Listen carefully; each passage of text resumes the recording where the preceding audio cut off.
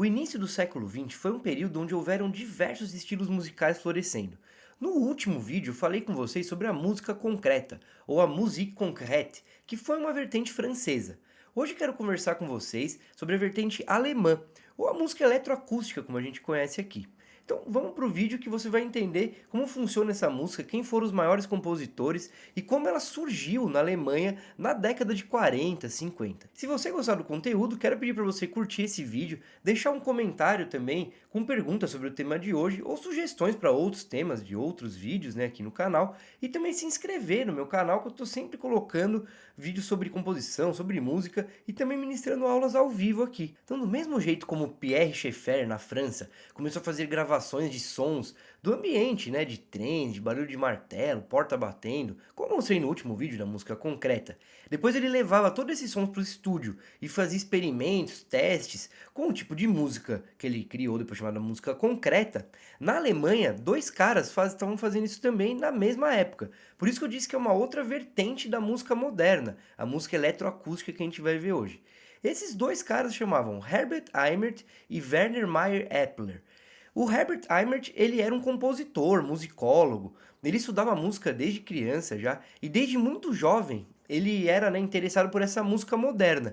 Porque você tem que pensar que esses caras queriam mudar com tudo que estava vindo antes. Então aquela música de orquestra, com instrumentos, aquela coisa, entre aspas, toda bonitinha, né? Eles queriam quebrar aquilo e fazer uma música totalmente diferente. Que o processo composicional fosse outro, os instrumentos fossem outro. Então Herbert Eimert, como eu disse, já era um compositor e fazia música já há muito tempo. E essa música moderna, ele queria fazer uma coisa totalmente diferente. Porém, esse outro cara, o Werner Meyer Eppler, ele não era compositor mesmo. Ele era um físico acústico que dava aulas até na faculdade de Bonn, né? Mesma cidade do Beethoven, que o Beethoven nasceu e tal. E ele dava aulas lá de física, né? De física acústica, de coisas assim. E eles começaram a trabalhar juntos para fazer esse novo tipo de música.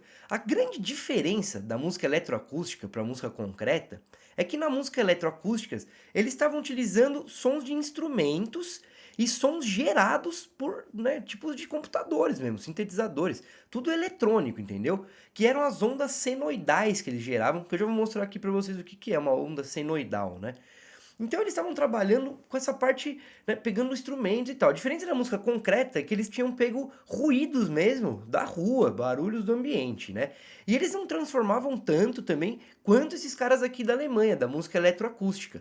Então na música eletroacústica, a ideia principal é você pegar uma sonoridade e sintetizar ela e transformar ela em outro som, mas com melodias até, né? Com harmônicos, com notas, né? Então tem uma pequena diferença da música concreta. Mesmo assim, as duas não eram tocadas por músicos ao vivo. Isso era meio que uma obrigação na época, uma exigência, assim, né? Por isso foi mudado, claro, né? Com o próximo cara que eu vou falar aqui, ele mudou toda essa ideia aí. Mas então esses dois tipos de música, eletroacústica e concreta, tinham que ser tocadas em altos falantes, né? E agora eu vou mostrar um exemplo aqui de uma música, então, do Herbert Eimert, que ele começou a fazer aí no começo da década de 50, no final da década de 40.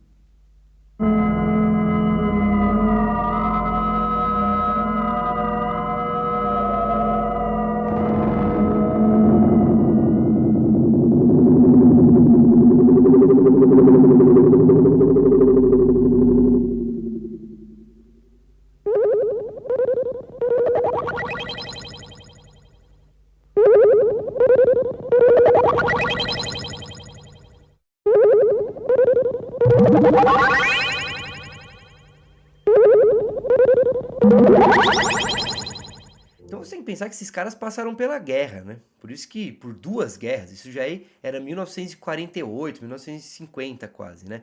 Então você percebe que a música é bem, né, profunda, assim, pesada, uma coisa obscura, por causa da estética da época, né? Então essa estética da época tava um caos no mundo, né? Pelo menos no mundo europeu e no mundo ocidental. Ninguém sabia o que ia acontecer, né? A Segunda Guerra foi a maior matança da história da humanidade, né? Então essa música, ela vem para expressar essa ideia, né? Para expressar o que estava acontecendo na época.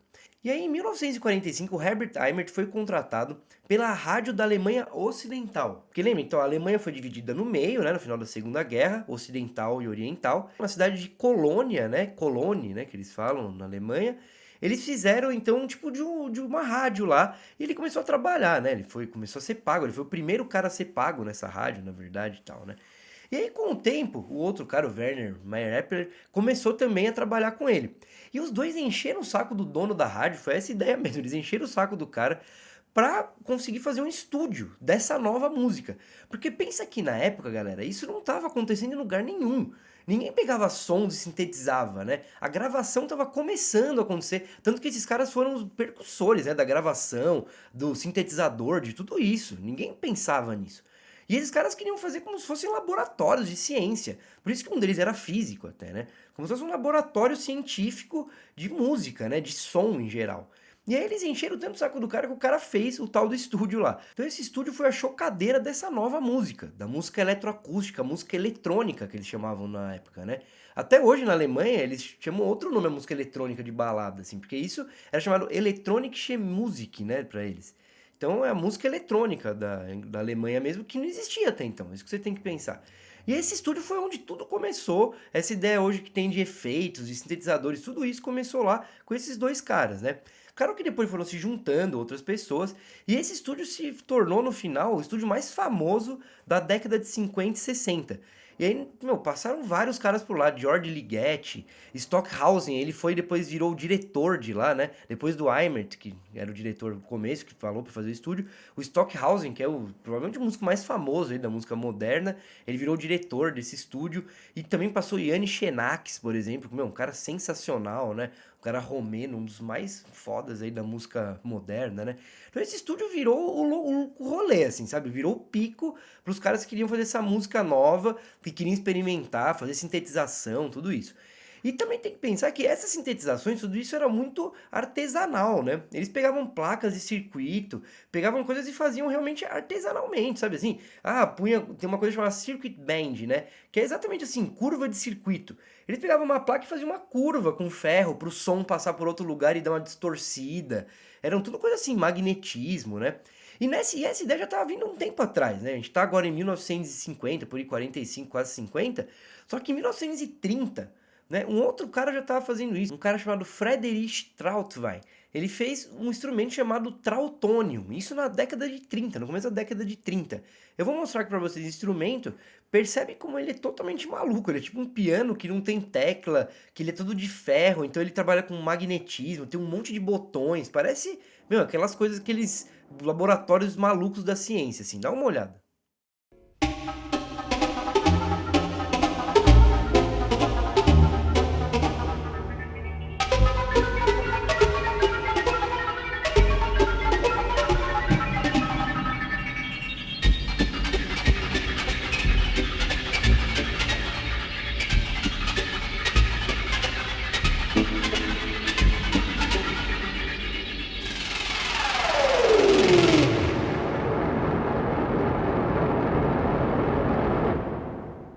Então o trautônio foi o primo muito distante aí dos sintetizadores de hoje em dia, né? Já dá para perceber.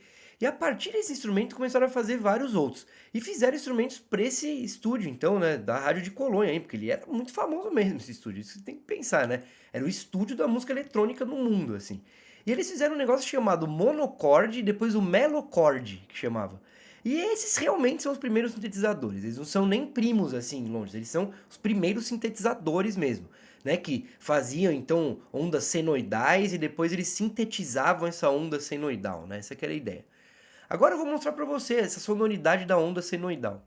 Então eu coloquei aqui um sintetizador mais próximo possível de uma onda senoidal, né? Ela é uma onda sem harmônicos, entendeu? Então, ó, dá uma ouvida aqui. Ela é uma coisa reta, né?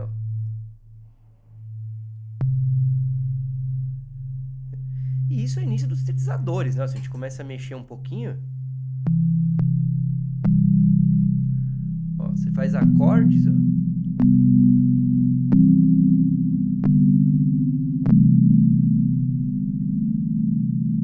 Fica bem legal. Então, Eles trabalhavam com esse tipo de onda, e desse tipo de onda, eles iam fazendo sintetizações e pondo delay, pondo um monte de coisa que eles mesmos inventaram e fazendo uma música bem diferente, que eu vou mostrar aqui um exemplo para vocês.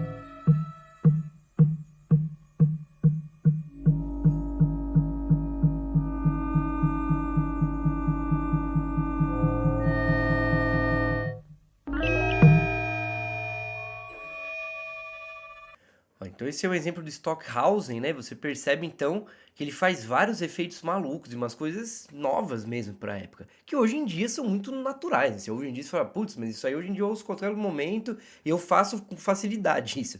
Não, realmente é mais fácil fazer isso hoje em dia. Mas na época isso era totalmente artesanal. Tinha música que ele demorou 1 ano e meio para fazer, o Stockhausen, de fazer todas essas edições, colar fita, mudar, fazer um monte de coisa, sintetizações. Tudo isso ele demorou tempo pra caramba, né?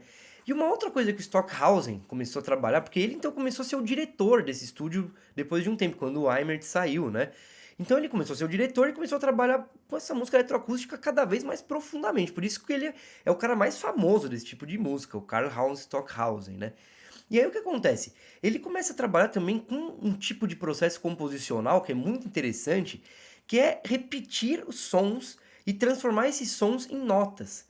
Porque no momento que você começa, por exemplo, tocar um som, você começa a aumentar a velocidade que ele é tocado e ele começa a ficar tão rápido que ele se torna uma nota, né? Isso é uma lei da física. Então eu tenho uma batida, né? Uma hora essa batida começa a ficar tão rápida, é que não consigo fazer na mão, claro, que ela começa a virar uma nota, ela não é mais batidas, ela é tão rápida que ela vira uma frequência sonora. Né? Quando a gente estuda áudio, a gente vai saber isso, né? De ver hertz, né? São frequências por segundo. Então a gente começa a ouvir de 20 Hz, né? Que vão ser 20 frequências. Se você conseguir bater 20 vezes por segundo a mão, que é impossível praticamente, né? Você vai tirar então a nota já, entendeu? Essa que é a ideia.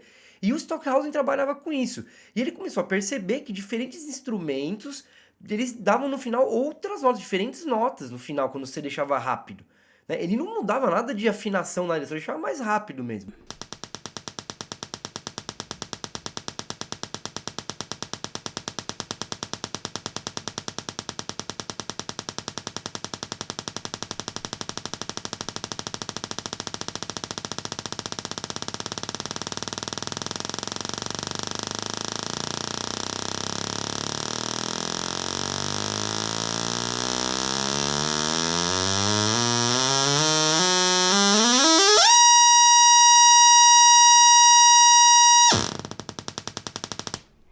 E aí ele começou a perceber isso, que alguns instrumentos tinham harmônicos diferentes. Ele disse que ele preferia, por exemplo, trabalhar com instrumentos de percussão, né? Ele achava que tinha um bom range de harmônicos, assim. Tinha bastante qualidade dentro deles, a gente poderia dizer, né? Então essa é a maior diferença, como eu tô dizendo aqui, da música eletroacústica para concreta, né? A música eletroacústica trabalha com essa parte mais das notas, de transformar coisas em notas, assim. Porém, o Stockhausen, ele foi um cara que evoluiu e quebrou as barreiras, quebrou essa rincha aí, né, entre a Musik concrète e a Electronische Musik. E aí ele fez músicas do estilo que ele queria mesmo, entendeu? E aí ele começou a fazer coisas com instrumentos. Então, além de estar tocando no alto-falante, tinham pessoas tocando junto, cordas, né, violino, violoncelo, coisas assim. E até tem um exemplo que eu vou mostrar agora, que é o quarteto, é esse o nome do negócio, quarteto de cordas e helicóptero, né? Então é um quarteto de cordas dentro do helicóptero. Pra você perceber, quando ele pega então os ruídos, os barulhos e junta com essa música.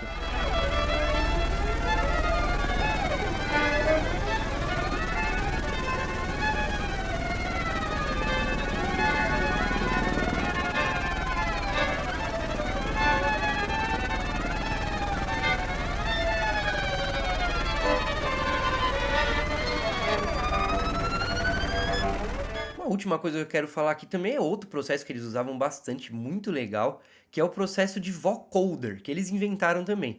Que hoje em dia, quando a gente ouve, por exemplo, Daft Punk, essas coisas que falam essas coisinhas assim, começou nessa época, que muda a voz, né? Então ele codifica a voz. E eles trabalhavam também ao contrário, eles pegavam os formantes, né, da voz e transformavam em sons do sintetizador. Formantes é o quê? Por exemplo, A, E, I, O, U. Trautwein hatte herausgefunden, dass unsere Spracherzeugung auch mit Formanten arbeitet. Wir haben hier im Kehlkopf eine Art Kippschwingung, sieht genauso aus, so Sägezahnhörer, und dann haben wir hier unsere Formanten. Die kann ich einzeln anstoßen.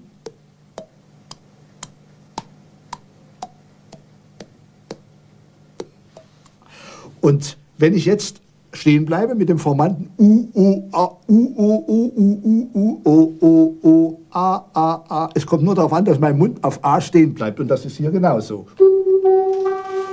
Wenn ich auf A stehen bleibe, auf O, auf U. So habe ich also jetzt dadurch verschiedene Klangfarben. Und dass das wirklich vom Formant abhängt, das sieht man zum Beispiel, wenn ich das mit einem Rauschgenerator mache.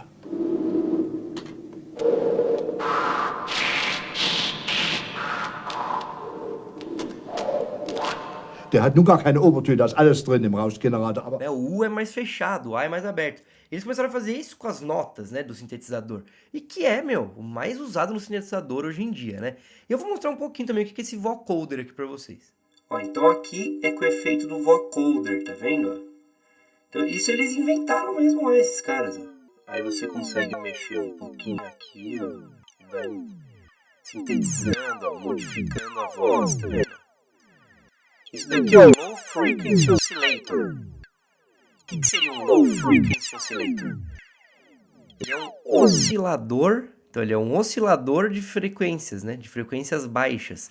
E isso eles inventaram esses caras também, osciladores. Isso foi uma das coisas mais animais que eles inventaram, osciladores de frequência. Então como é que fica? Aí você pode aumentar a velocidade, ó. Tá vendo? Agora não é nem voz mais, né? Agora é uma coisa totalmente maluca. Esse negócio aqui, né?